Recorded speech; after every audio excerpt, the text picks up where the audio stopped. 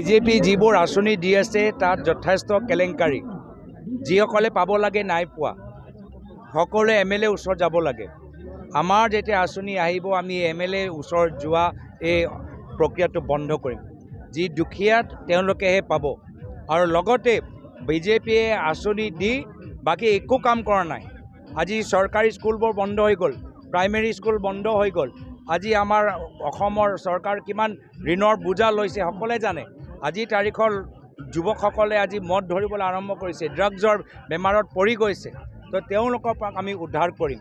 ডাঙৰ ঠিকাদাৰবোৰ সব কাম পাইছে সৰু ঠিকাদাৰ একোৱে কাম পোৱা নাই থলুৱা উদ্যোগ একোৱে খোৱা নাই সব বাহিৰৰ মানুহৰ উদ্যোগৰ কাৰণে মাটি 1 টকা 1 বিঘাত দি আজি মুখ্যমন্ত্ৰী আমাৰ থলুৱা উদ্যোগৰ কাৰণে একো জায়গা ৰাখা নাই তো আমি আঁচনিৰ লগত আমাৰ অসমৰ বাস্তৱিক সমস্যা আমি সমাধান কৰিম আৰু পুনৰবাৰ যিদৰে অসম এটা সময়ত ভাৰতৰ অৰ্থনৈতিক অৱস্থাত এটা গুৰুত্বপূৰ্ণ ভূমিকা লৈছিল আজি আগন্তুক দিনতো একেই সেই স্থান আমি অসমখন ভাৰতৰ শীৰ্ষ ৰাজ্যৰ ভিতৰত আমি লৈ যাম চকী যাবগৈ ৰাইজ একত্ৰিত হৈছে খিলঞ্জীয়া মানুহ জনজাতি মানুহবোৰ